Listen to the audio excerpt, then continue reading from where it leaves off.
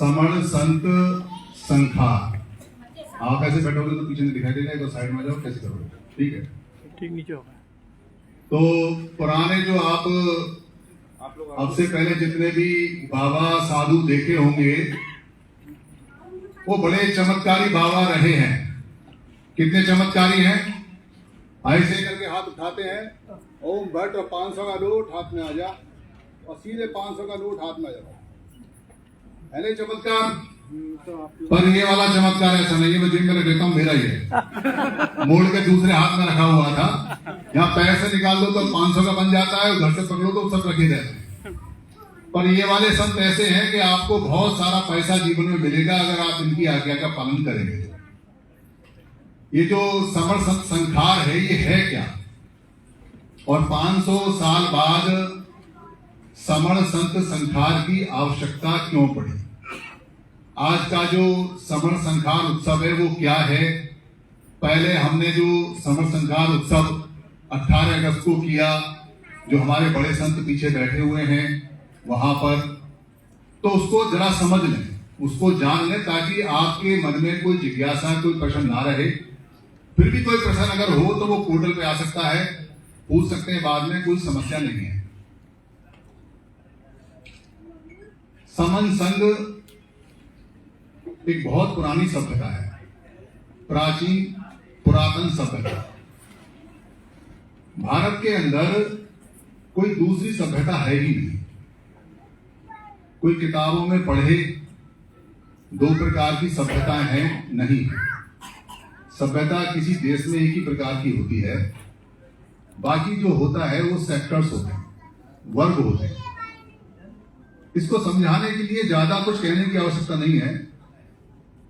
अगर यहां से कुछ लोग व्यापार करने इंग्लैंड जाएं और इंग्लैंड जाकर व्यापार करें, वहां पर वो रहें, वहां की महिलाओं के साथ शादी करें, उनसे बच्चे पैदा करें, फिर व्यापार करते करते वहां के जो राजा हैं उससे संबंध स्थापित कर लें, फिर राजकाज में मदद करें, फिर धीरे धीरे राजा खुद बन जाए और खुद ग्रेट ब्रिटेन के राजकाज में राजा बनके उसके शासक बन जाए। तो क्या यहाँ के जो समण लोग हैं वो इंग्लिश हो जाएंगे? क्या वो यहाँ के जो लोग हैं क्या वो अंग्रेजी सभ्यता के लोग कहलाएंगे? क्या उनकी जो सिविलाइजेशन है, संस्कृति है, क्या वो इंग्लिश हो जाएगी? वो कुछ भी कर लें वहां, पर उनकी सभ्यता, उनकी संस्कृति, उनके तीज, उनके त्योहार, उनके फेस्टिवल समण लोगों के नहीं हो सकते। समण लोग वहां के फेस्टिवल को मना सकते हैं, उस पर अपना नाम लिख सकते हैं, उसमें अपना नाम मिक्स कर सकते हैं, या उनमें कुछ भ्रम फैला सकते हैं, या कुछ अपनी सभ्यता को मिक्स करने की कोशिश कर सकते हैं। पर दुनिया इधर से उधर हो जाए, यहाँ के जो समण लोग हैं उनकी सभ्यता किसी भी हालत में ब्रिटिश सभ्यता नहीं। केवल उत्सव, उनके संत, उनकी मान्यताएं, उनका व्यापार, उनका रोजगार, उनका पहनावा, उनका भाषा, उनका खाना, उनका पीना, उनका नाचना, जनगण, उनकी मृत्यु, कोई भी जो मनुष्य से संबंधित कार्यक्रम है वो समण सभ्यता का ही है। वो किसी भी हालत में ब्रिटिश सभ्यता का नहीं हो सकता, वो यूनानी सभ्यता का नहीं हो सकता, वो अफगानी सभ्यता का नहीं हो सकता, वो मध्य एशिया की सभ्यता का नहीं हो सकता। उनकी सभ्यता इस देश में आए एक सेक्टर के रूप में मिक्स होने की कोशिश करेगी, पर यहाँ के लोग गुलाम भी अगर हो जाएं और सदियों तक गुलाम भी रहें तो भी वो किसी देश की सभ्यता के नाम से नहीं पुकारे जा सकते। ये छोटी सी बात है। इस छोटी सी बात पे आप दुनिया भर में बहस कर सकते हैं। इस हिसाब से आप किताबों में कुछ भी लिख दीजिए कि यहाँ 2 प्रकार की सभ्यता है, 3 प्रकार की सभ्यता है, एक वमन सभ्यता है, एक समण सभ्यता है, लिख दीजिए। हमारे हाथ में किताबें नहीं थी, हम अपना पढ़ना लिखना भूल गए थे। हमारा इतिहास लोक कहानी में चलता है, हमारा इतिहास संतों की वाणियों में चलता है, हमारा इतिहास यहाँ जमीनों में खेतों में चलता है, हमारा इतिहास यहाँ की भाषाओं में चलता है, हमारा इतिहास यहाँ समणीय धर्मों में चलता है। हम लिखे हुए पे यकीन करें या ना करें, पर हम अपनी सभ्यता के मालिक हैं जिसका नाम समण सभ्यता है। यहाँ से लेके और दुनिया के किसी भी कोने तक आप जाएंगे, आपको बाहर की किताबों में यहाँ समणीय धम्म मिलेगा। समणीय धम्म, भारत के अंदर समणीय धम्म चलता है। उस समणीय धम्म का नाम इसलिए पड़ा क्योंकि ये समणीय सभ्यता है, समण सभ्यता है। तो इस सभ्यता के अंदर हम सारे लोग समण हैं, ये बात समण संघ खूब बताता है और इसका प्रचार प्रसार लगातार खूब करता है। और अपने अपने फोन थोड़े बंद करते हैं, क्योंकि जिन लोगों के फोन जरूरी नहीं है वो फोन बंद कर देंगे तो उनको समझ में आएगा कि यहाँ आए हैं तो संत क्या होते हैं क्या नहीं होते हैं। कारण यह है कि ये इंपॉर्टेंट चीज है, आपको किताबों में नहीं मिलेगी, कहीं इतिहास में नहीं मिलेगी और कोई आपको बताने वाला होगा नहीं। इस छत के ऊपर एक कार्यक्रम चल रहा है जो वमन संतों का है, पर वमनों में संत नहीं होते, संत समणों में ही होते हैं। वो संत अगर बनने की कोशिश भी करेंगे तो वो बात नहीं आएगी जो समण संतों के अंदर होती है। तो समन संघ क्या बता रहा है? समन संघ आपको बता रहा है कि यहाँ जितने लोग बैठे हैं, अगर कोई वमन नहीं है तो सारे समण हैं, और कोई अगर वमन है तो वो हाथ उठा ले और गेट उधर है। हम बड़े नम्र निवेदन से बोलते हैं कि अगर कोई वमन है तो बिना हाथ उठाए अपना फोन कान पर लगाए और फोन कान पर लगाने के बहाने सुनता सुनता निकल जाए। ये सभा केवल और केवल समणों की है, जैसा समन संघ का आदेश है। तो जितने भी समण लोग हैं, सारे के सारे समण लोग अपने पुराने कल्चर में जा रहे हैं, अपनी पुरानी सभ्यता को याद कर रहे हैं, उसका शरण कर रहे हैं। शरण का मतलब याद करना होता है, जैसे कहते हैं अनुसरण करना, शरणति माने याद करना होता है, उसको रिवाइव कर रहे हैं, उसको जान रहे हैं। तो समण संघ सारे काम कर रहा है। तो समण संघ देखता है कि हमें अपने बुद्धिजीवियों को ये बताने की आवश्यकता है कि वो वमन नहीं है। तो समण संघ ने ये काम किया, लगातार वो कर रहा है, मैं समण हूं इसकी पहचान बता रहा है। तो बुद्धिजीवियों को ये पता चल रहा है कि वो समण है और खूब बहस करें, बुद्धिजीवी हैं, अपनी बुद्धि को खूब तेज करें, खूब लोगों से बताएं और तय कर लें और सिद्ध करें कि वो वमन है या समण है। तो कितना ही बुद्धि को तेज करें, कितना ही लड़ें, कितना ही आपस में राग करें, कितना ही द्वेष करें, कितनी किसी बात को या ना माने, पर वो ये नहीं कह सकते कि वो वमन है। यही बात हमें सिद्ध करनी है कि आप अलग अलग संगठनों में रहते हैं, ज्यादा दिक्कत की बात नहीं है। आप अलग अलग मतों में संतों में रहते हैं, ज्यादा दिक्कत की बात नहीं है। आप अलग अलग एक दूसरे के पेशे के रूप में, जिसको जाति बोलते हैं, उसमें रहते हैं, कोई दिक्कत की बात नहीं है। पर आपकी जो मूल पहचान है वो समण है या वमन है, ये अगर आप जान लोगे तो बाकी सारी चीजें सेटल होती हुई चली जाएंगी और ठीक होती हुई चली जाएंगी। ये पहचान हम भूल गए हैं।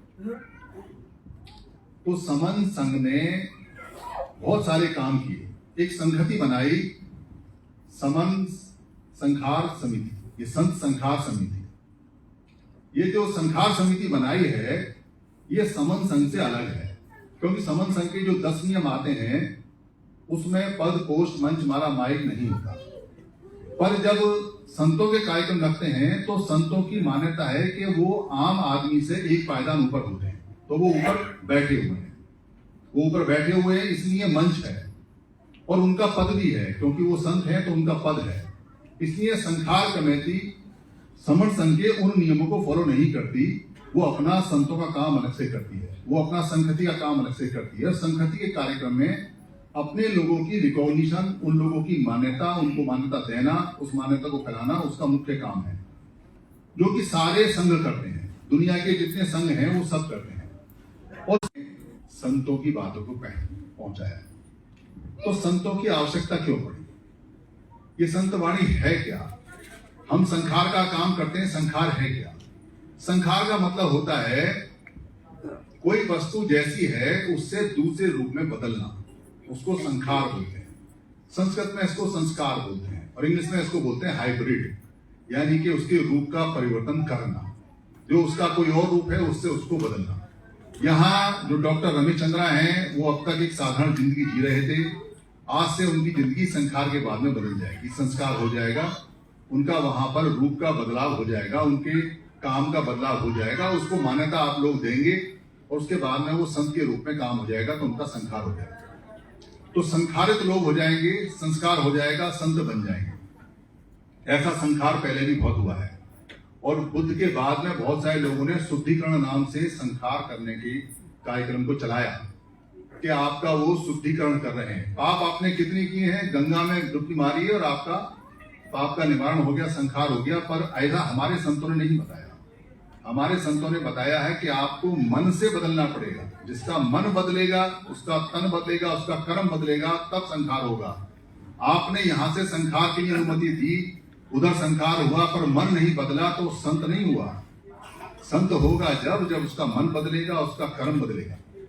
तो क्यों आवश्यकता पड़ी, क्या कारण है, क्या नहीं है? समन संग सभी जितनी धाराएं उनमें काम करता है। ठीक वैसे जैसा एक नन्हा बीज होता है, जब वो निकलता है तो उसकी एक मूल जड़ निकलती है, वो मूल जड़ का नाम है समन संग। पर अगर खाली मूल जड़ी चलती रहे और ऊपर पेड़ बढ़ता रहे तो ना तो पेड़ बढ़ेगा और ना ही वो मूल जड़ उसको रोक पाएगी। इसलिए उसकी मूल जड़ के रूप में साइड में साथ साथ और भी जड़ें निकलती हैं नीचे, और ऊपर और भी डालियां, जो शाखाएं उसकी बनती हैं, तो पूरा पेड़ बनता है। वैसे ही समर संघ अपनी सारी शाखाओं को धीरे धीरे निकाल रहा है, तो सब में काम कर रहा है। तो जो सब में काम कर रहा है तो उसके प्रचार के तरीके क्या हैं?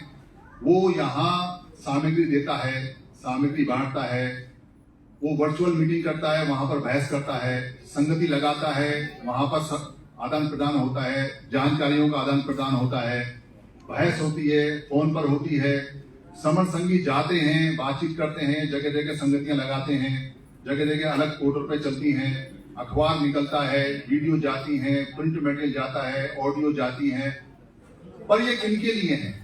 ये उनके लिए है जो पढ़े हैं, लिखे हैं, जो बुद्धिमान हैं, जो तर्क कर सकते हैं, वितर्क कर सकते हैं, कुतर्क कर सकते हैं, कुछ बोलते हैं, कुछ समझते हैं। चाहे भले ही वो टेढ़े मेढ़े सवाल करें, चाहे वो माने या ना माने, पर वो सवाल करते हैं, वो पढ़ते हैं, वो लिखते हैं। ये जो तबका है ये थोड़ा है। इस तरह के जो लोग हैं समूह में वो थोड़े हैं, पर अधिकतर जो लोग हैं वो कैसे हैं? अधिकतर वो लोग हैं जिनके पास समय नहीं है, जिनके पास रोटी भी नहीं है, जो मजदूरी करते हैं, जो कहीं ठेला लगाते हैं, जिनको काम भी नहीं है, जो खेतों में है, जो गांव में है। उनको जुड़ने के लिए और जोड़ने के लिए भारत के अंदर संत लोग जाया करते थे, पूरे प्रचार प्रसार किया करते थे। वहां उनको किताब की आवश्यकता नहीं, क्योंकि वो पढ़े लिखे नहीं है। संतों ने जो बता दिया वो मान लेते थे और संतों पर यकीन करते थे। ये यकीन हमारे संतों ने हजारों साल में कमाया है। हजारों साल में कमाने के बाद में वो यकीन वापस आया। इसलिए उनके कपड़े को देखकर या ये देखकर ये हमारा संत और बाबा है, उसकी बात पर आंख बंद करके यकीन कर लेते हैं और आज भी कर लेते हैं। वो संत परंपरा संतति हमारी पुरानी संतति है। उसमें हम अपने लोगों को इकट्ठा किया करते थे, उनके सुख दुख में भागीदार होते थे, उनके क्रियाकलाप, उनके कार्य में हम लोग भागीदार होते थे, उनके कार्य कराते थे, और वो 1 टाइम की और 2 टाइम की रोटियां संतों को दिया करते थे, एक जोड़ी खाते। और हर घर से 2-4 घर से 2-4 कुटुंब से कोई ना कोई एकाध संत निकलता था और ऐसे संतों के संघ बन जाते थे जो पूरे समाज को संचालित करते थे। ये हमारे प्रचारकों का, ये संतों का मेन काम था, संघ को जोड़े रखना, लोगों को जोड़े रखना, उनकी समस्याओं को दूर करना। कोई व्यक्ति अगर मानसिक रूप से बीमार है, डिप्रेशन में आता है, अवसाद में आता है, या उसको आगे का रास्ता पता नहीं है, या क्या करना है या क्या नहीं करना है, जीवन में क्या दुख है क्या सुख है, कैसे करना है, दुनिया में क्या चल रहा है, तो संतों की वाणी और संतों की बात ही उसको से पता चलता था और वो संतों पर यकीन करके अपने मानसिक रोगों के, शारीरिक रोगों को दूर किया करता था।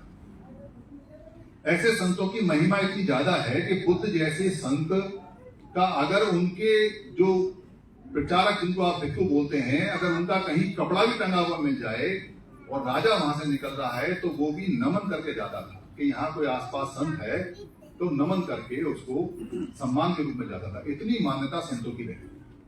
यही कारण है कि उस मान्यता के कारण आज भी जो ऐसे चोले और ऐसे कपड़े पहन लेते हैं, लोग उनको झुककर सलाम करते हैं, पैसे दे देते हैं, खाना खिलाते हैं, उनकी बात मानते हैं और सवाल भी नहीं करते, क्योंकि यकीन पुराना है। और वो पुराना यकीन संतों का, हमारे संतों ने अपना जीवन दे दे के पैदा किया। तो समन संघ का जो काम है, जो उद्देश्य है, वो है हमारे जीवन में, समनों के जीवन में सुख, विकास और सुरक्षा, ये तीन काम के लिए समन संघ काम करता है। तो सुख, विकास और सुरक्षा के लिए मनुष्य के मन की शांति होनी चाहिए। मन शांत होगा तो आगे काम शांत होंगे। तो मन की शांति, जो अनपढ़ लोग हैं, जो गांव में हैं, वो संत ही उनको मन की शांति कराते हैं, क्योंकि संत खुद शांत होते हैं और मन की शांति से वो आपकी बात को ध्यान से सुनते हैं। जब आप अपनी बात ध्यान से सुनाते हो तब वो इकट्ठे होते हैं, तब उनको अपने संवैधानिक अधिकार का पता चलता है और तब वो आपकी बात मान के एक साथ आपके कहे अनुसार जहां आप कहोगे वहां इकट्ठे होते हैं और जहां आप कहोगे वहां हो जाएंगे। तो अब तक के जितना भी हमने चलन किया है, जितना भी चलन हुआ है, उसमें राजनीतिक रूप से हमको मास्टर और चाबी और ताले के बारे में बताया जाता है। जो पढ़े लिखे लोगों का काम है, और अनपढ़ और सादा लोगों को सिर्फ ये बताया जाता है कि आपने इस वाले क्षेत्र में, इस वाले जगह वोट डालना। पर वो मास्टर, ताला, चाबी बहुत सारे हो गए, पैदा हो गए और हमारे लोगों ने किए वो एक बड़ा सिस्टम हो गया जो खराब होता जा रहा है। हमारे जितने भी लोग हैं वो सारे के सारे लोगों ने संगठन बनाए, पर संगठन भी बहुत सारे हो गए, कुछ काम कर रहे हैं, कुछ नहीं कर रहे, पर जन जागृति वहां चल रही है। वो पढ़े लिखे लोगों का काम है, पढ़े लिखे लोग भाषण देते हैं, करते हैं, पर 50% से ज्यादा लोग जो ना संगठनों में जुड़े हुए हैं, ना संगठनों की भाषा जानते हैं, ना किताबों की भाषा जानते हैं, ना प्रचार की भाषा जानते हैं, ना उनको अक्षर ज्ञान है, ना उनको शब्द ज्ञान है। आप उनको शब्द ज्ञान भी दोगे तो नहीं आता है। ऐसे लोगों को दूसरे लोग अपने संतों को सामने रखकर, अपने संतों को दिखाकर और उनको इकट्ठा करके बैठे हुए। हमारे 50% से ज्यादा लोग उन संतों की बातों को मानते हैं जो समण नहीं है, पर समण संत की तरह व्यवहार करते हैं और हमारे लोगों को दूसरी दिशा में ले जाते हैं। आप उनको हिला नहीं सकते। आप अगर ये कहो कि राजनीतिक रूप में आपको ऐसा करना है, उनको समझ में नहीं आता। आप ये कहो कि डॉक्टर अंबेडकर ने ये कहा है कि आपको बुद्धिस्ट बनना है, उनको समझ में नहीं आता। आप ये कहो कि पढ़ाई लिखाई से बहुत कुछ होना है, वो पढ़ते लिखते नहीं है। आप ये कहो कि इकट्ठा होने से कुछ हमें मिल जाएगा संविधान में, उनको समझ में नहीं आता। उनको समझ में आता है कि उनके बाबा ने क्या कहा। वो अपनी मजदूरी के पैसे में से अपने बाबा को जूस लेके जाते हैं, अपने बाबा के लिए कपड़ा लेके जाते हैं, अपने बाबा के लिए साल में एक बार यात्रा करते हैं, अपने बाबा का डेरा सजाने के लिए बच्चों को लेके जाते हैं, अपने संतुष्टि के लिए उस सामने वाले बाबा के चरणों में उसकी सेवा करते हैं। आधा आधा रोटी का पूरा दिन उसकी सेवा करते हैं और उसके बाबा को कोई कुछ कह दे, उसके संत को कुछ कह दे तो लड़ने और मारने को तैयार जाते हैं। और आप कितना ही डॉक्टर अंबेडकर पढ़ा लो, आप कितना ही बुद्ध पढ़ा लो, आप कितना ही रविदास जी को पढ़ा लो, आप कितना ही कबीर साहब को पढ़ा लो, उनको नहीं समझ में आता। उनको उनका बाबा, उनका गुरु ही समझ में आता है। और ये मान्यता हमारी मान्यता है, ये मान्यता किसी और की मान्यता नहीं है। ये मान्यता हमारी इसलिए है क्योंकि संतों की परंपरा भारत में समणों से आरंभ होती है और समणों से खत्म होती है। कोई भी मान्यता संतों की ब्राह्मणों के पास नहीं है। ब्राह्मण संत नहीं रहे कभी भी। ब्राह्मणों का संत से दूर दूर तक भी नाता नहीं है, क्योंकि ब्राह्मणों ने शिकार किए हैं, ब्राह्मणों ने यहाँ याचना की है, ब्राह्मणों का पेशा कुछ और रहा है, वो संताई में या संत में नहीं जाते। भारत में जो संत परंपरा है उसका सत्यानाश क्यों हुआ, उसका नुकसान क्यों हुआ? क्योंकि संतों को समणीय संत के नाम से जानने की बजाय उनके नाम से प्रचारित किया गया। ठीक वैसे जैसे आज 29 लाख संगठन है, उनको एक नाम समण नाम की बजाय अलग अलग नामों से काम किया जा रहा है। मेरा फलाना संगठन, मेरा फलाना प्रधान, मेरा फलाना संगठन, मेरा फलाना प्रधान, अलग अलग नामों से अलग अलग व्यक्तियों की प्रेसिडेंटशिप में वो नाम किए जा रहे हैं। तो जितने संगठन वाले हैं वो एक दूसरे के दुश्मन हैं, वो दोस्त नहीं है। अगर वो दोस्त होते तो एक साथ होते। वो अपने अपने संगठनों के मुखिया के लिए और अपने अपने संगठन के लिए और अपने अपने संगठन में जो पद मिला हुआ है उसके लिए आपस में एक दूसरे से ही लड़ रहे हैं। ये स्थिति ठीक हो सकती है क्योंकि वो पढ़े लिखे लोग हैं। राजनीतिक लोगों की भी स्थिति ठीक हो सकती है क्योंकि राजनीतिक लोगों को 2-4 बार चुनाव क्षेत्र में पिटने के बाद ये अकल आ जाएगी कि इकट्ठा ही होना है, एक ही ताला बनाना है, एक ही चाल बनानी है। वो आएंगे, इकट्ठे हो जाएंगे। लड़कों के दल बल भी इकट्ठे हो जाएंगे क्योंकि उन्हें ये समझ है कि हमको देर सवेरे इकट्ठा होना है। सरकारी कर्मचारी भी इकट्ठे हो जाएंगे क्योंकि उनकी नौकरियां जा रही हैं, उनको समझ में आ जाएगा। पर जो बाबाओं के, जो संतों के डेरों में लोग जा रहे हैं वो नहीं समझते। उनको कैसे समझाओगे? वो पढ़े नहीं लिखे नहीं, आपकी ऐतिहासिक बातें उन्हें समझ में नहीं आती, डॉक्टर अम्बेडकर की बातें समझ में नहीं आती, आप कितना क्रांति कर रहे हो ये समझ में नहीं आता। उनके लिए संत ही चाहिए, उनके लिए संत चाहिए और संत भी वो चाहिए जो सच में सच्चा संत हो, क्योंकि कंपटीशन होगा। उनका जो बाबा है, जिसमें डेरे में वो जाते हैं, जिस आश्रम में जाते हैं, जिस संस्था में जाते हैं, वहां वो अपने बाबा को देखेंगे, देख चुके हैं, और यहाँ वो इन संतों को देखेंगे। फिर इन संतों में जो पुरानी मान्यता है जब वो निकल के बाहर आएगी, फिर वो कंपैरिजन करेंगे और वो तुलना करेंगे। वो ये देखेंगे कि संत तो इनको कहते हैं, इनमें संत के गुण हैं। अब तक तो वो असंत वाले गुणों के पास जा रहे थे, क्योंकि जब तक आप संत नहीं दोगे तब तक कंपैरिजन किसका करोगे? जब आपके पास संत ही नहीं है तो वो वंदामी संत किसको कहेगा? जब आपके पास संत ही नहीं है तो वो कैसे कहेगा कि मेरे पास मेरा भी समर्थ संत है तो मैं उससे जाके सीखूं, फिर मैं अंतर देखूं? उसके लिए 50% से ज्यादा लोगों के लिए आपको हजारों संत चाहिए, हजारों संत चाहिए। और हजारों संत शुरू होते हैं एक संत से, 2 संत से और 3 संत से। आज 2 संत हैं, और भी संत आने वाले हैं, और भी संत बनेंगे। तो उन संतों की आवश्यकता इसलिए हमें पड़ रही है क्योंकि हमको इकट्ठा होना है। और लोकतंत्र के अंदर, संवैधानिक व्यवस्था के अंदर, संविधान ये नहीं पूछता कि ये तेरा बाबा का चेला है या मेरे बाबा का चेला है, ये कहां से आया है, कहां से गया है। वो तो ये देखता है कि सवर्णों के पास कितने लोग हैं और ब्राह्मणों के पास कितने लोग हैं। आपने अगर अपने सारी ताकत लगा के संवैधानिक रूप से, राजनीतिक रूप से, या जो आप बुद्धिजीवी हैं उसके रूप से, या जो आप सरकारी कर्मचारी हैं उसके रूप से लोग इकट्ठे कर लिए, तो भी संख्या में संविधान के आगे वो कम ही पड़ेंगे। क्योंकि आपकी आधी जनसंख्या तो उधर है जहां उनको जैसे कहा जाता है वैसे ही माना जाता है।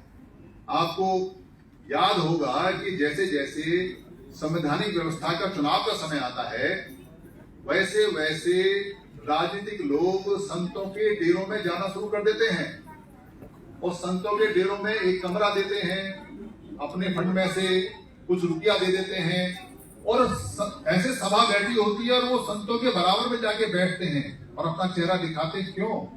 क्या वो संत बनने आए? क्या वो संत के गुण लेने आए? क्या वो संत से शिक्षा लेने आए? नहीं लेने आते। वो वहां बैठे हुए लोगों का समर्थन लेने आते हैं। एक कमरे में पूरा पूरा संत समाज उनको समर्थन दे देता है। एक 25,000 का अनाउंसमेंट कर देते हैं, 1 लाख का अनाउंसमेंट कर देते हैं कि यहाँ हम एक कमरा बनवाएंगे, और पूरा जितना भी वहां बैठे होते हैं उनको लगता है कि बाबा जी ने कह दिया, बाबा जी के बराबर बैठे हुए हैं तो बस काम हो गया। उस व्यवस्था में भी आपको जाना पड़ेगा। पुराने समय में जो संतों की व्यवस्था थी उसमें संत बिखरे हुए थे। 62 प्रकार के समन संत हुआ करते थे भारत के अंदर।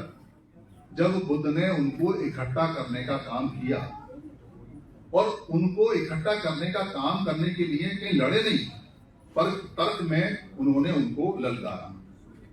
कुछों के पास वो गए और कुछ उनके पास आए, और सारे ही समन्वय धर्म के संत थे। उनको सिखाया कि भाई अलग अलग रहने से लोगों में भ्रांति फैलती है, लोग टूटते हैं, इसलिए इकट्ठा होना है। इकट्ठा होने के लिए आपने बैठ के बात करनी चाहिए। आप भी संत हो और इधर भी सारे संत हैं, अंतर कहाँ है? उस अंतर को दूर किया और सारे संत एक समन्वय धर्म में आए, जिसको उस समय बाद के समय में बुद्ध के नाम से बोला। उस समय तक तो समन्वय धर्म था जब तक बुद्ध थे, बाद में लोगों ने उसको बुद्ध धर्म के नाम से करके एक सेक्टर बनाया। यही काम गुरु रविदास जी ने किया। उन्होंने भी सारे संतों को इकट्ठा किया 500-600 साल पहले, 700 साल पहले, और उन सबको इकट्ठा करके कहा कि एक मत में आना है। संत अगर अलग अलग रहेंगे तो फिर संत नहीं है। वो काम 500 साल से लगभग रुक गया और हमारे संत भी लगभग बंद हो गए। अभी जब समन संघ ने संत समागम किया दिल्ली के अंदर, तो क्या उद्देश्य था?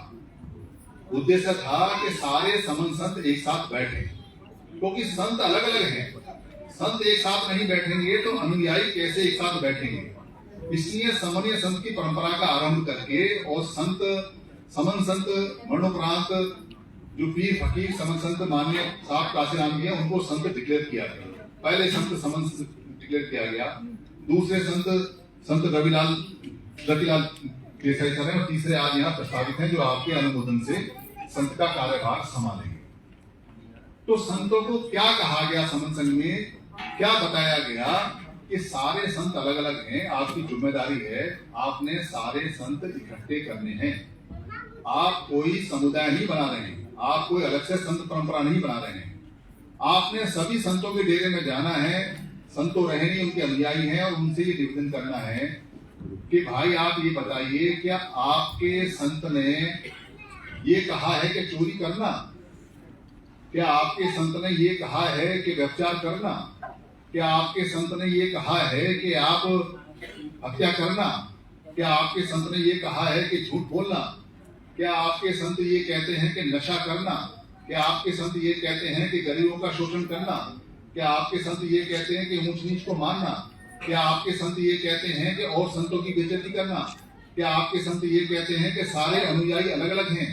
क्या आपके संत ये कहते हैं कि संतों में भेद करना? क्या आपके संत ये कहते हैं कि सारे संतों की अलग अलग वाणी है? क्या आपके संत ये कहते हैं कि मैं बड़ा और मैं छोटा? क्योंकि जैसे संगठनों के जो मालिक हैं वो अपना पद पोस्ट मंच माला चंदे का लालच नहीं छोड़ते, वैसे ही संतों के जो चेले हैं और जिन्होंने संतों के नाम से अलग अलग मठ, अलग अलग आश्रम, अलग अलग दरबार बनाए हुए हैं, वो लोग वहां संतों की वाणी बताते हैं। पता नहीं कौन सी वाणी बताते हैं कि दूसरे संत से मिलते ही नहीं, दूसरे डेरे से मिलते ही नहीं, और एक डेरा दूसरे डेरे की कभी अच्छाई नहीं करता, बुराई करे ना करे, पर उससे मिलने की बात नहीं करता। और एक संत के लोग दूसरे संत के यहाँ जाते ही नहीं, उसके यहाँ बैठते ही नहीं, उसके बात ही नहीं करते। और नशा इतना ज्यादा दिमाग पे चढ़ा हुआ है अपने संत का, जबकि संत है नहीं, संत तो मर चुका है, कि वो कहते हैं कि हमारा संत सबसे अच्छा है। संत ने कभी कहा नहीं कि वो सबसे अच्छा है, पर चेले पूरा दावा भरते हैं, सुप्रीम कोर्ट तक जाके लड़ते हैं कि हमारा संत ही सबसे अच्छा है, हमारा संत सबसे बड़ा है, हमारे संत ही गजब का है, बाकी तो संत बेकार हैं। यहाँ तक कि बुद्ध का और महावीर जैन के जो समकक्ष थे उनका भी झगड़ा लगाया जाता है साहित्यों के अंदर, जबकि बुद्ध और महावीर जैन कभी मिले नहीं, और दोनों ही समणीय परंपरा के समण संत रहे हैं। एक ही ख्याति पूरी दुनिया में चली गई और एक ही ख्याति इंडिया में रही। उसका कारण यह है कि जो संत हो जाता है उसको राग द्वेष से मुक्त हो जाता है, मोह से मुक्त हो जाता है, फिर वो कपड़े पहने या ना पहने उससे फर्क नहीं पड़ता। महावीर जैन को फर्क नहीं पड़ा क्योंकि वो तो मुक्त हो गए, उन्होंने कपड़े नहीं पहने, पर बुद्ध को चारों तरफ फैलाना था, इसलिए उन्होंने मनुष्य के हिसाब से कपड़े पहने और संतों को भी शरीर ढकने के लिए कहा। तो जब लोगों के पास जाएंगे तो पूरे कपड़े पहन के जाएंगे तो वहां वो विचार को दे सकते हैं। महावीर जैन के अनुयायी इस हालत में अपने विचार को नहीं दे सकते, पर बाद में उन्होंने कुछ लोगों ने श्वेतांबर में कपड़े भी पहने कि भाई हमको लोगों तक जाना है तो लोगों के हिसाब से चलना है, बस इतना अंतर था। पर वाणी दोनों की सेम है, वाणी में अंतर नहीं है। गुरु रविदास जी की हो, कबीर साहब की हो, महावीर जैन की हो, बुद्ध की हो, चोखा मेला की हो, नामदेव की हो, जो गुरु दुग्गलनाथ है उनकी हो, या राजस्थान के रामदेव बाबा है उनकी हो, या बंगाल के रोशन ठाकुर हैं उनकी हो, या गुरु भाईदास जी हो, किसी भी संत की आप उठा लो, वाणी सेम है, बातें सेम है, वेशभूषा अलग है, भाषा अलग है, समय अलग है, तरीका अलग है, पर उन्होंने सबने कॉमन बात बताई है।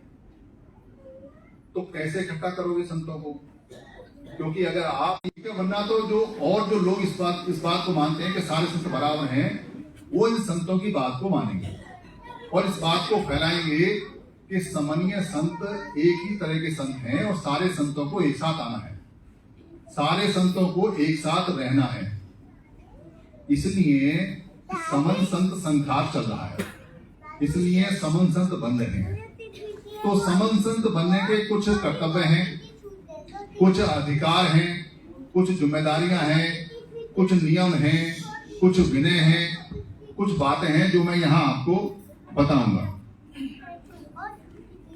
समनों के अतिरिक्त जो समन संत विनय है, विनय मतलब जो नियम है, वैसे तो नियमों की किताब है पूरी, उसमें से कुछ नियम हमने लिए, कुछ यहाँ बनेंगे और कुछ समन संत और समन संघ दोनों मिलकर बनाएंगे।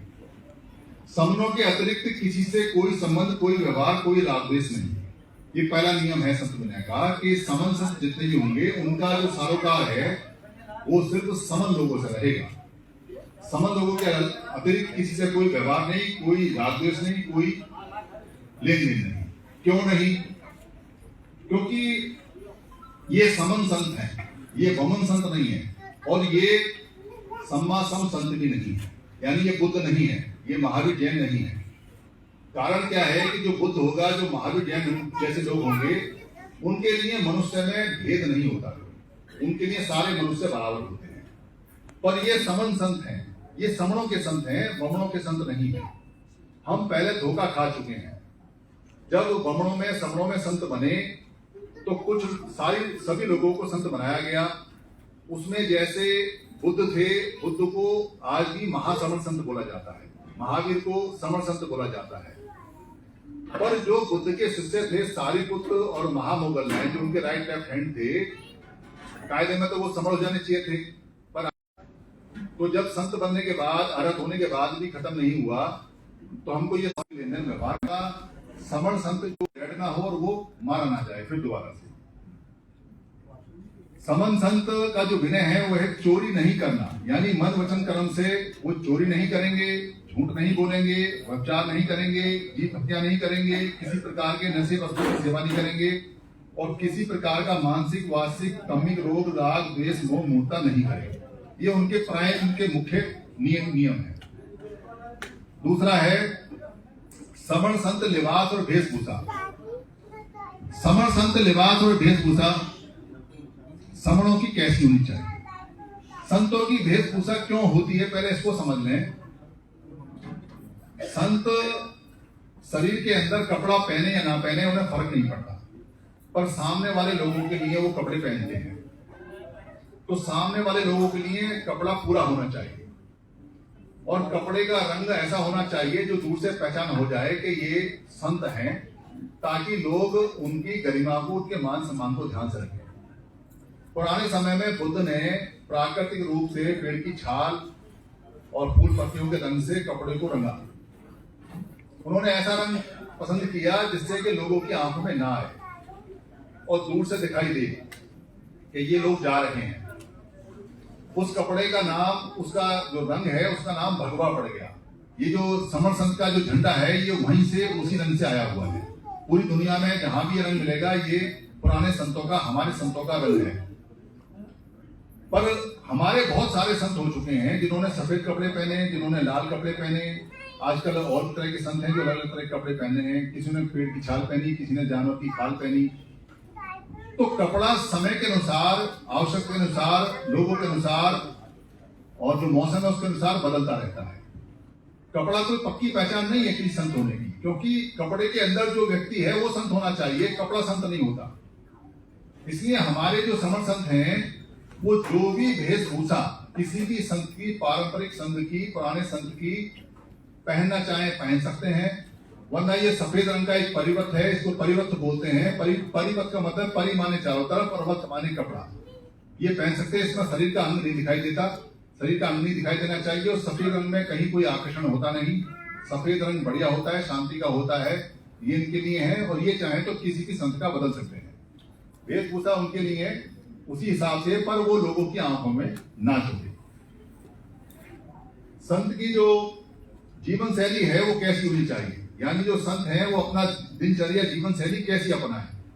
तो जितने भी हमारे संत हैं, जो समण संत हैं, उन्होंने जो जीवन शैली अपनाई है उसमें से कोई भी जीवन शैली ग्रहण कर सकते हैं, या जो सदाचार की जीवन शैली है, वो सब जानते हैं सदाचार की जीवन शैली, वो अपना सकते हैं जो उन्हें चाहे, कहीं कोई बाध्यता नहीं है। किसी भी प्रकार का सत्तक दंड रखने की स्वतंत्रता। पुराने समय में सत्तक दंड माने शस्त्र वाला डंडा, ये हमारे संतों की पहचान थी। सत्तक दंड बुद्ध ने 11 प्रकार का भिक्षुओं के लिए अलाउ किया, विनय पिटक में लिखा हुआ है। भिक्षुओं ने मांगा, प्रचारकों ने माना, संतों ने मांगा।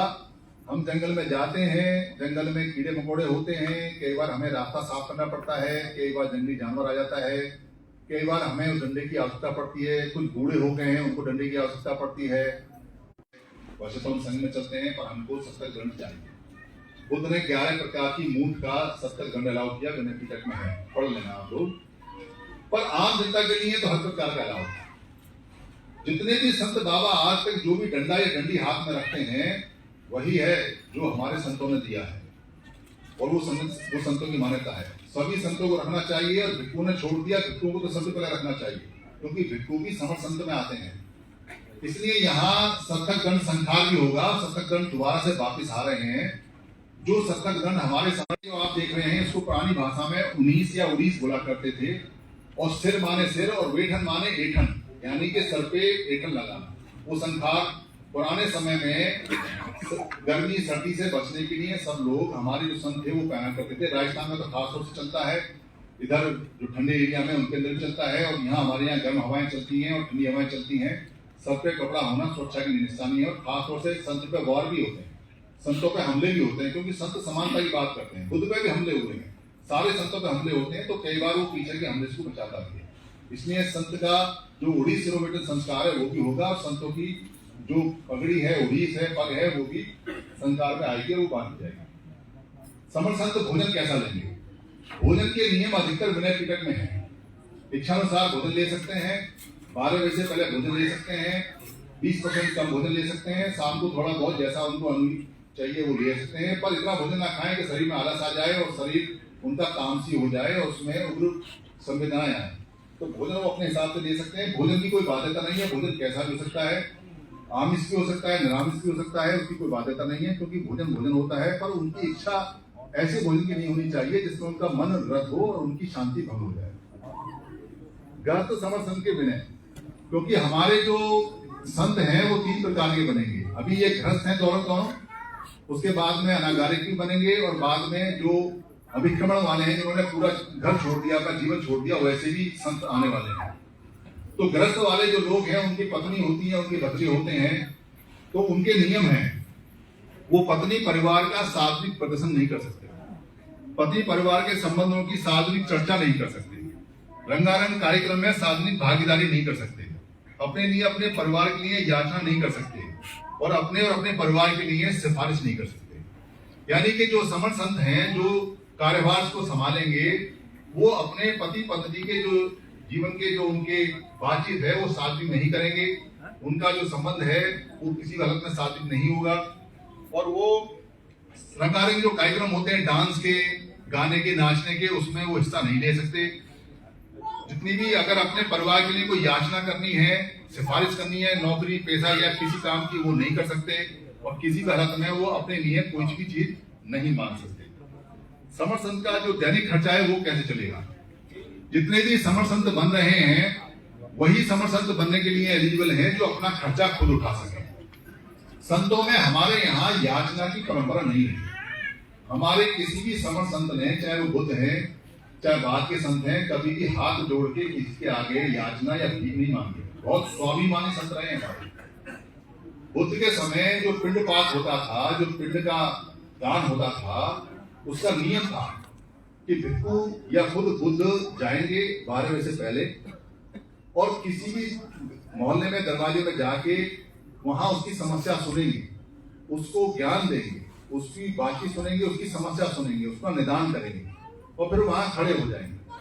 अगर वो तैयार भोजन देगा तो वहां लेंगे, और कुछ क्षण अगर उसने तैयार भोजन नहीं दिया, और भोजन देते समय, ग्रहण करते समय उसके मन के भाव को रीड करेंगे, चेक करेंगे कि ये श्रद्धा के साथ, गरिमा के साथ खुशी के साथ भोजन दे रहा है या ऐसा सोच रहा है कि मैं जिम्मेदारी पूरी कर रहा हूँ, या मजबूरी में दे रहा है, या ये सोच रहा है कि ये आके खड़ा हो गया तो इसको देना टालो, इसको देके भगाओ यहाँ से। अगर भोजन शुद्ध मन से नहीं दिया है तो वो भोजन पे हाथ रख के टच करा के उसकी जो हाथों की फीलिंग है और चेहरे की जो भाव है उनसे पता कर लेते थे कि ये भोजन शुद्ध मन से नहीं है, उसको नहीं ग्रहण करते थे और पका हुआ भोजन लेते थे और सारे भोजन को एक ही पात्र में मिलाते थे और उतना भोजन लेते थे जितना संघ के लिए उस दिन के लिए 20% कम आवश्यक है, यानी कि 80% भोजन और पूरे संघ के लिए। और अपने नाम से भोजन नहीं लेते थे, संघ दान के नाम से लेते थे। संघ के लिए भोजन होता था, संघ को पिंड मिलता था और उस भोजन को लेके इकट्ठा करते थे, इकट्ठा करके खाते थे। बचे हुए भोजन को जानवरों को देते थे और सूखा भोजन नहीं लेते थे। सूखा भोजन अलाउ नहीं था और इकट्ठा नहीं कर सकते अगले दिन का। तो पहले काम करते थे, मेहनत करते थे, तब भोजन ग्रहण करते थे। एक बार बुद्ध से बहस भी हुई। बुद्ध से किसी ने कहा कि ये जो आप खाना खा रहे हैं ये फ्री का खा रहे हैं। उन्होंने कहा हम फ्री का नहीं खाते, हम मेहनत करते हैं, हम पढ़ाते हैं तब खाते हैं। जैसे तुम हल में मेहनत खेत में हल जोतते हो वैसे ही हम लोगों के दिमाग को ठीक करते हैं तब खाते हैं। ये स्पष्ट उन्होंने बताया हुआ है। हमारे एक भी संत ने आज तक भीख नहीं मांगी, याचना नहीं की, एक भी संत ने। पर बाद में जो ब्राह्मण लोग उसमें घुसे उन्होंने पुरानी मान्यता के हिसाब से सूखा खाना भी, गीला खाना भी, पैसा भी, रजत भी, सोना भी, चांदी भी, जमीन भी, जायदाद भी, गाय भी, भैंस भी, गोबर भी, सब देना शुरू कर दिया। ये हमारी परंपरा संतों की नहीं है, ये बदनाम की गई। तो हमारे संत याचना नहीं करेंगे भोजन के लिए, ना वो भोजन मांगेंगे। अगर आपने भोजन दान के लिए बुलाना है तो भोजन दान के लिए नहीं आएंगे, वो वहां पर ज्ञान दान के लिए आएंगे। ज्ञान दान के समय भोजन दान होगा तो भोजन करेंगे, वरना तो वो अपने उनका आना जाना उनके खर्चे से खुद उठाएंगे, वो आप नहीं लेंगे। पर अगर आप उनको बुलाते हैं और कोई वाहन अगर उनको प्रोवाइड कराते हैं तो गरिमा के साथ, ऐसा नहीं कि संत के साथ चिपक के बैठ गए कि संत हमारे घर के हैं तो दो इधर से घुस गए दो उधर से, नहीं। संत की गरिमा मेंटेन करते हुए वो आपके द्वारा दिए हुए किसी सुविधा में आ जा सकते हैं, पर गरिमा रूप में होनी चाहिए। अदरवाइज उनके वो सक्षम है कि वो खुद भी आ जा सकते हैं। इसलिए संतों का जो वहन है वो खुद करेंगे और वो किसी भी हाल से मांगेंगे। अगर किसी समर्थ संत को ये लगता है कि वो संत का कार्यभार की जिम्मेदारी को नहीं उठा सकते हैं, कोई ग्रस्त है, कोई दिक्कत आ रही है, तो वो संत के कार्यभार की जिम्मेदारी से मुक्त हो सकते हैं अपने समन संत संघ की आज्ञा से। पहले एक संत थे अकेले, आज संत ये बनने के बाद में दोनों का संघ बन जाएगा, दो लोगों का संघ बन जाता है। तो समन संत संघ आज द्वारा से अस्तित्व में आ जाएगा और यहाँ हम समन संत संघ का जो प्रचार प्रसार है वो शुरू हो जाएगा। तो समन संघ की आज्ञा से कोई व्यक्ति, कोई जो समन संत है वो अपना कार्यभार छोड़ना चाहे छोड़ सकता है और दोबारा अगर वो लेना चाहे तो ले सकता है। ऐसा नियम पहले भी था, ऐसा नियम अभी भी है, इसमें कोई बुरी बात नहीं है। बुरी बात तब है संघ का संत का कार्यभार ले ले और कार्यभार ना संभाल पाए, उससे ना संत रहेगा ना कार्यभार रहेगा, उससे बहुत ज्यादा नुकसान होगा, तो उससे मुक्त हो सकता है। समण संत का जो सार्वजनिक संबोधन होगा वो केवल समणों के हित में होगा, यानी कि जो वो संबोधन जब भी करेंगे वो समणों के हित के लिए करेंगे, किसी के अहित में नहीं होगा। चाहे कोई भ्रमण हो चाहे कोई अन्य हो, पर हमारा समण संत किसी तरह में आज तक भी किसी ने भी किसी के अहित में कोई संबोधन किया ही नहीं है, ये भी नहीं करेंगे। समन्वय धर्म के आधार पर होगा, यानी जो पुराना समन्वय धर्म है जिसमें सारे संतों के धर्म आते हैं उसी के आधार पर संबोधन होगा, कुछ नया नहीं होगा। प्राकृतिक धर्म के आधार पर होगा और जो प्राकृतिक नैसर्गिक धर्म है उसके आधार पर संबोधन होगा। ये उनकी लिमिटेशन होंगी। ऐसा नहीं है कि कुछ भी मन में आया और संत ने बताना शुरू कर दिया, वो मान्य नहीं होगा और उसके लिए वो अधिकृत भी नहीं हो। उनका समन संत संघ इस बात को देखेगा, संचालन करेगा। समन संतों का जो आवागमन होगा वो स्वतंत्र होगा। कोई व्यक्ति अगर समन संत को अपने यहाँ बुलाना चाहता है, कार्यक्रम लगाना चाहता है, तो समन संत खुद देखेंगे कि समन संत के कार्यक्रम की और संत के कार्यक्रम की वहां आवश्यकता है या नहीं है, वहां गरिमा है या नहीं है। पता चला कि लोग फोटो खिंचवाने के लिए संत को लेके आ रहे हैं कि चलो संत बन गए, इनके साथ लोग फोटो खिंचवा के लोगों को हम कहेंगे कि हमने समन पूरा। ऐसा नहीं है। समन संत डिसाइड करेंगे, अगर उनको लगेगा कि वहां कार्यक्रम में समन संत की आवश्यकता है और उसकी गरिमा है और उसकी जरूरत है, उससे लोगों का कल्याण होने वाला है, तो वो स्वीकृति देंगे, अदरवाइज नहीं देंगे। ऐसा पहले ही होता था। कितनी बार बुद्ध जैसे संत को बुलाया गया पर वो हर जगह से अनुमति नहीं देते थे। जहां उनको लगता था कि यहाँ धर्म की बात आगे बढ़ेगी वहां जाते थे, सब जगह नहीं जाते थे, उनको बहुत लोग बुलाते थे। समन संत की गरिमा बनाए रखने की बाध्यता, यानी कि जितने भी समन लोग हैं उनको ये बाध्यता है उनकी कि वो समन संत की गरिमा को बनाए रखें। उसके लिए जब भी समन संत से मिले तो छुप के एक बार नमस्कार करें या इशारे में करें। अगर हॉल छोड़ के जाए तो एक बार जिधर वो बैठे, चाहे वो देखें या ना देखें, एक बार छुप के जाएं। उनके आगे से उनके पीठ पीछे करके ना जाएं, अगर यहाँ से जाएं तो पीछे होते हुए जाएं। गरिमा बनाने के सारे नियम आपको पता है कि कहीं भी ऐसा ना लगे कि समन संत की गरिमा का हनन हुआ है। समन संत की अगर गरिमा का हनन होता है तो आपके बच्चों की गरिमा का हनन होगा, आपका हनन होगा। समन संत का कुछ नहीं जाएगा। समन संत तो मुक्त हो गए, वो तो राग द्वेष से मोह मूर्ता से मुक्त हो गए। अपने परिवार से उन्होंने अनुमति ली है, संघ से अनुमति ली है, आपने अनुमोदन किया है, सब कुछ छोड़ के संत बने हैं। अगर आप उनकी गरिमा का ध्यान नहीं रखोगे तो वो तो मुक्त हैं, उन्हें गरिमा की आवश्यकता नहीं है, उनको किसी मान सम्मान की आवश्यकता नहीं है। पर उनका मान सम्मान समण संघ के लोगों का, संघियों का मान सम्मान है। जितना गरिमा आप अपनी बढ़ाना चाहते हो उतनी अपने संत को गरिमा, क्योंकि वहां उनको गरिमा की आवश्यकता नहीं है, वो गरिमा से परे हैं। वो ना वो राजनीति में जा रहे, ना वो भीख मांग रहे, ना वो आपसे कुछ पैसा मांग रहे, ना उनको कहीं कुछ चाहिए। उनका भोजन भी एक टाइम का है, वो रहेंगे भी, और वो अब सिर्फ अपनी मृत्यु को प्राप्त करेंगे संत होने के बाद में। पर आपने तो जीवन चलाना है, आपने तो घर चलाना है, आपने तो गृहस्थी चलानी है। तो आपका अगर गरिमा बढ़ेगी तो सोसाइटी में आपकी इज्जत बढ़ेगी, आपके संत की जब गरिमा बढ़ेगी। जैसे ऊपर छत के ऊपर जो कार्यक्रम चल रहा है, उन्होंने अपने संत की गरिमा बढ़ा रखी है, चाहे वो कुछ भी है। पर वहां देखो उनका जय जयकारा किस तरह से है। वो वहां हमारे लोगों को कहते साइड हो जाओ, हमारे वो आने वाले हैं। हमारे लोगों ने कहा भाई तुम्हारे ही आने वाले, हमारे ही आने वाले। अभी टक्कर बराबर है, अभी बहुमत समन दोनों का मामला चलेगा, तो घबराने की बात नहीं है। तो हमें अपने संत की गरिमा को पूरी तरह से बना के रखना है। भूल चूक होगी अभी थोड़ी बहुत, पर इसको मेंटेन करके रखना है। कोई भी अगर नियम, जितने भी पुराने नियम हैं वो सारे के सारे विनय पीटक में दिए हुए हैं। संतों के विनय पीटक के नियम पूरी दुनिया मानती है। ये आपको एक खुशी की बात होनी चाहिए कि भारत के संतों ने जो विनय पीटक बनाए हैं, जिसमें नियम बनाए हैं 311 महिलाओं के संतों की, कोई महिलाएं संत बनेंगी, और 227 नियम है जो नरों के लिए बनेंगे। वो नियम सारी दुनिया मानती है। जो संत जिनको हम क्रिश्चियन बोलते हैं, ईसाई बोलते हैं, वहां भी वही नियम चलते हैं। जिनको हम मुस्लिम संत बोलते हैं वहां भी वही नियम चलते हैं। जिनको हम सिख संत बोलते हैं वहां भी वही नियम चलते हैं। और हमारे जो बुद्ध के हैं वही पुराने नियम है, और बुद्ध से पहले के जो नियम है वो चल रहे हैं। तो कोई भी नियम पुराना पड़ सकता है। अगर कोई नियम पुराना पड़ा है या कोई नियम जोड़ना है तो उसके जोड़ने का अधिकार दो लोगों के पास है। एक समण संत संघ जो आज बन जाएगा, और दूसरा समण संघ। समण संघ जो आप लोग बैठे हैं, क्योंकि आपने मानने हैं और उन्होंने चलाने हैं। दोनों की रजामंदी होनी चाहिए, दोनों ही इस बात का अनुमोदन करें कि इस नियम की आवश्यकता है, ये नियम बदलना है, ये नियम ठीक करना है, ये नियम जोड़ना है, ये नियम हटाना है। वो विनय पीटक के अनुसार या उस समय के अनुसार हो जाएगा। समन संघ जो है वो जिम्मेदारी लेता है लोगों की, आम साधारण की, और जो समन संघ है वो लेता है अपने संतों की। पर एक दूसरे के दोनों पूरक हैं और एक दूसरे के बिना चल नहीं पाएंगे।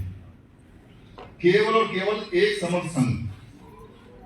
पुराने समय में ऐसा हुआ कि जो धम्मिक संघ था बुद्ध का, उसको तोड़ने की देवदत्त ने बहुत कोशिश की। और एक बार देवदत्त ने 500 नए जो सामने आए थे, स्टूडेंट आए थे, उनको तोड़ के वो ले गए और ले जाके उन्होंने अलग से संघ बनाने की कोशिश की। पर बुद्ध ने संघ को तोड़ने के लिए कभी भी किसी भी हालत में किसी को अलाउ नहीं किया, क्योंकि संघ टूट नहीं सकता, संघ के एक नियम होते हैं। तो उन्होंने अपने 2 शिष्य भेजे और वहां से वो लड़के वापस बुलाए। पर देवदत्त को संघ में वापस नहीं लिया, भाई था मगर नहीं लिया, उसको अलग रखा और वो मर गया। ऐसा कैसे? संघ के अंदर अगर कोई भी संत, ये संतों के लिए है कि कोई भी संत अगर अलग से समण संत संघ बनाने के बारे में सोचता भी है, बात भी करता है, जिक्र भी करता है, या ऐसा पता चलता है कि ये समण संत अलग जा रहा है, समण संत, क्योंकि सारा कुछ उसमें आप नियम बना सकते हो, तोड़ सकते हो, तो अलग क्यों? तो वो उसी पल से, उसके सोचते ही, उसके एक बार कहते ही वो समण संत संघ से अलग घोषित हो जाएगा। उसका नाम देवदत्त खुद ब खुद पड़ जाएगा।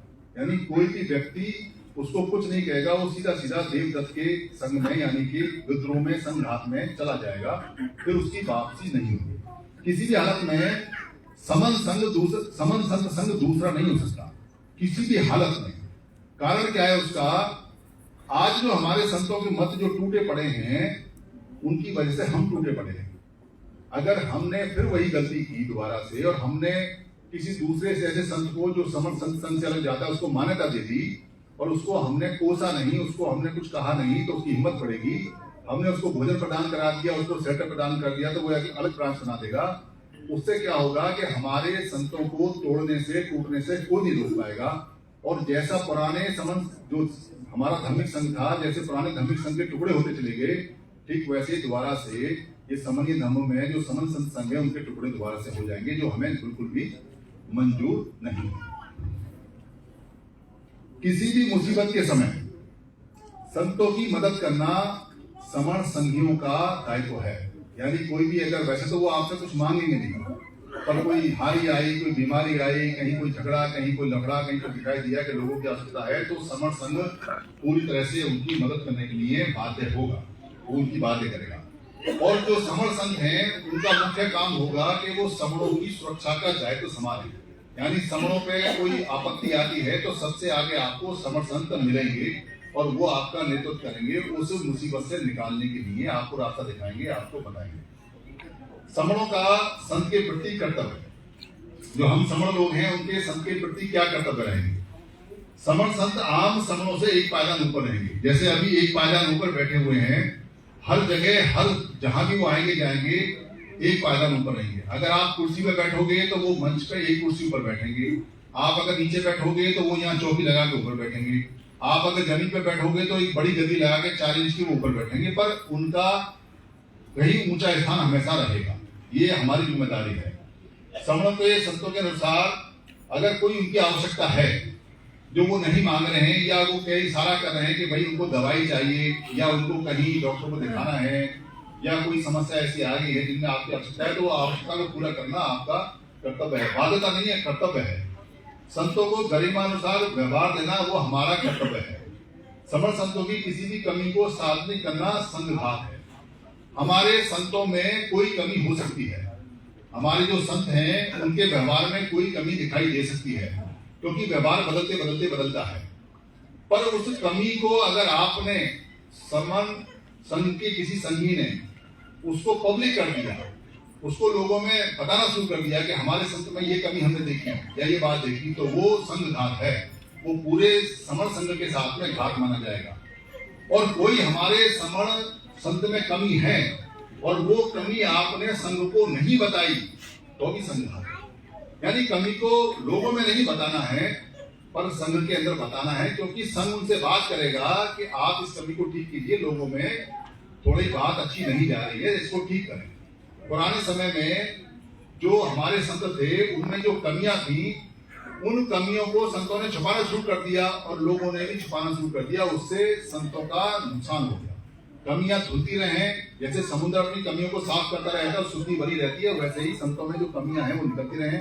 संत हमारी कमी दूर करें, हम संतों की कमी दूर करें, उससे चीजें सारी ठीक चलती हैं। समण संत से गरिमा पूर्वक व्यवहार न करना दुष्कर्म का दोष है। यानी कि आपको हर अर्थ में समण संत के साथ गरिमा पूर्वक व्यवहार करना है, वरना दुष्कर्म यानी अच्छा काम नहीं करने का दोष लगेगा। सभी समण संत वंदनीय हैं, यानी जितने भी संत हमारे घोषित होंगे वो सब वंदनीय हैं। आप संत से ज्यादा धार्मिक हैं इसका प्रदर्शन करना दुष्कर्म है। कोई व्यक्ति हो सकता है जो ये कहे कि अरे ये जो संत हैं इनसे तो मैं ज्यादा जानता हूं, इनको तो मैंने 10 साल से जानता हूं, इनको तो मैंने बहस में हराया है, इनको तो ज्ञान नहीं है, इनको तो समझे धर्म क्या होता उसका पता नहीं, ये तो कुछ जानते नहीं, इनको तो मैंने ये पूछा ये आया नहीं, इनको तो मैंने ये जानना चाहा ये आया नहीं। आपको ज्ञान हो सकता है, ज्ञान किसी व्यक्ति के पास हो सकता है, छोटे बच्चे के पास हो सकता है, ज्यादा हो सकता है, इसका कोई प्रमाण तो है नहीं। पर इसका प्रदर्शन करना संत के आगे या ये कहना कि संत के बारे में संत से ज्यादा जानता हूं, ये दुष्कर्म का दोष है, यानी अच्छा काम नहीं करने। आप बहुत ज्यादा ज्ञानी हो सकते हैं, पर जब संत सामने होंगे तो आपको अपने ज्ञान को अपने पास रखना है, उसका सार्वजनिक प्रदर्शन नहीं करना है। आपने अगर अपने ज्ञान को बढ़ाना है या बताना है तो आपको या तो उचित मंच आपको चाहिए, वो आपको कहीं मिले या यहाँ मिले, समर संघ में मिलती है, या फिर आप संत बन जाएंगे। पर संत में जितना भी ज्ञान है, क्योंकि पूर्व के समय में जो हमारे संत हुए हैं उन्होंने ये बताया है कि कोई बहुत ज्यादा ज्ञानी हो सकता है, पर अगर वो समाज की सेवा ना करे, जिम्मेदारी ना ले, जिम्मेदारी का निर्वहन ना करे, या अपनी कमिटमेंट ना करे, या कमिटमेंट पूरा ना करे, वो ज्ञानी नहीं है। ज्ञानी वो है जो थोड़ा भी ज्ञान जानता है पर समाज के लिए उस ज्ञान को बिखेरता है और देता है, वो हमारे लिए संत है, वो ज्यादा ज्ञानी है, उसकी आवश्यकता है हमको। तो ज्ञान चंदों की आवश्यकता नहीं है, कर्म चंदों की आवश्यकता है। तो संत के आगे ज्ञान नहीं दिखाना है, दुष्कर्म में आता है। कोई अगर दिखाता है तो वो अपनी ही जो ख्याति है उसको खराब करेगा। तो संतों के अधिकार भी हैं। संतों के अधिकार हैं कि संत सामाजिक कार्य में आपका मदद करेंगे। जिस भी व्यक्ति का जैसा सामाजिक कार्य होता है, जिस भी तरीके से वो उसमें बढ़ चढ़ के भाग लेंगे। आपकी शादी, आपकी सगाई, आपका जात दिवस यानी कि जन्म दिवस, आपका नामकरण संस्कार, आपका साधना संबंधी संस्कार, आपका समर संबंधी संस्कार, आपका उद्घाटन संबंधी संस्कार, आपका मृत्यु संस्कार, अगर आपके घर में कोई मृत्यु हो जाती है उसका संस्कार, कोई शांति पाठ, कोई अनुमोदन संस्कार, कोई समर महापुरुष लीला है, कोई महापुरुष कथा वचन संबंधी है, कोई त्योहार है, कोई उत्सव है, कोई संत व्यवस्थापक संबंधी कार्यक्रम है, समर लोगों के आचरण संबंधी देशना है, शिक्षा है, समरों का संबोधन है, समर संघ के माध्यम से केवल कोई आशीर्वचन देना है, किसी बच्चे को आशीर्वाद देना है, कोई पंचशील का धागा बांधने का अधिकार है, कोई कठोर व्यवहार है जो नालायक लोग होते हैं उनके लिए है, या तेलंगाना लगाने का अधिकार है। तेलंगाना मतलब ये सील समाधि प्रज्ञा वाली जो 3 हमारे लाइनें होती हैं, इनको लगाने का अधिकार, इनको लगाने का अधिकार, ये सारे अधिकार संतों के पास हैं। संत ये सारे काम करा सकते हैं अगर आप उनको आमंत्रित करेंगे, आप उनसे निवेदन करेंगे कि हमारा ये संस्कार करा दीजिए, तो वो आपका संस्कार कराने आपके यहाँ जाएंगे। जैसी व्यवस्था होगी या तो वो खुद आएंगे या आप उन्हें लेके आएंगे, वो उस समय उनसे बात करके अनुमति से प्राप्त होगा। कुछ अधिकार संतों के निषेध हैं जो वो कभी नहीं कर सकते। संत राजनीतिक संबंधी चर्चा, वक्तव्य, भाषण, लेख, वीडियो नहीं बना सकते। यानी राजनीति पर वो कोई बात नहीं कर सकते, ना ही चर्चा में भाग ले सकते। राजनीति से कोई उनका लेना देना नहीं है।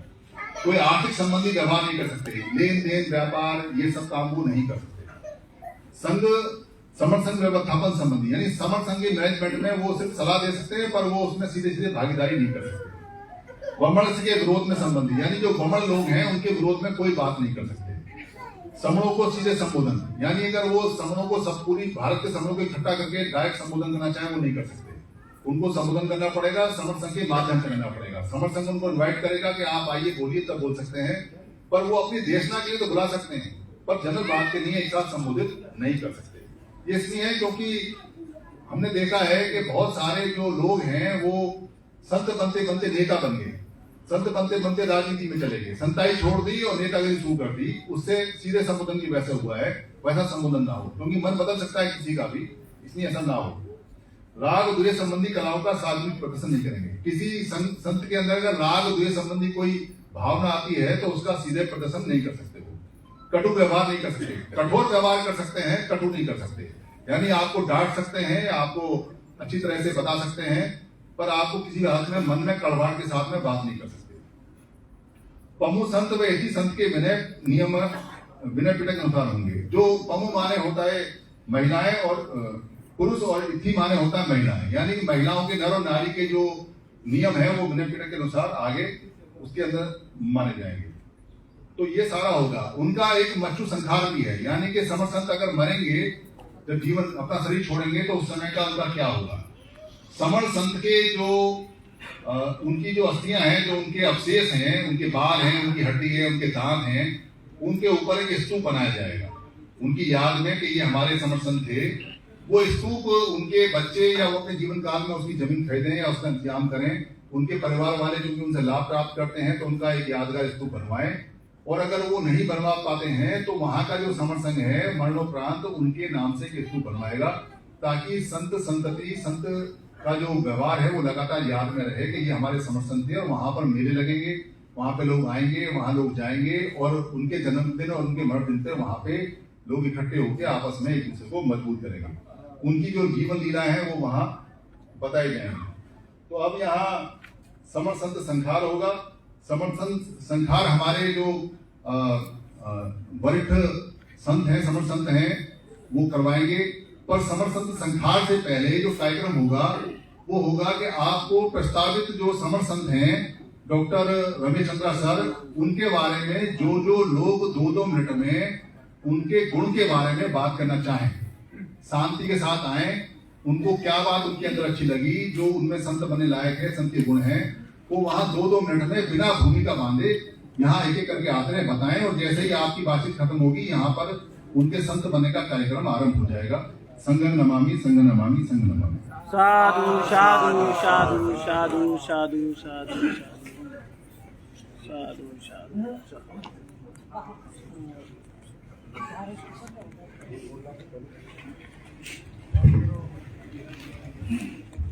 बहुत बहुत साधुवाद सर। आप लोगों ने अभी जो सुना अपनी संस्कृति, अपनी आइडेंटिटी और अपनी आइडियोलॉजी पे सुना। आगे जो हमारा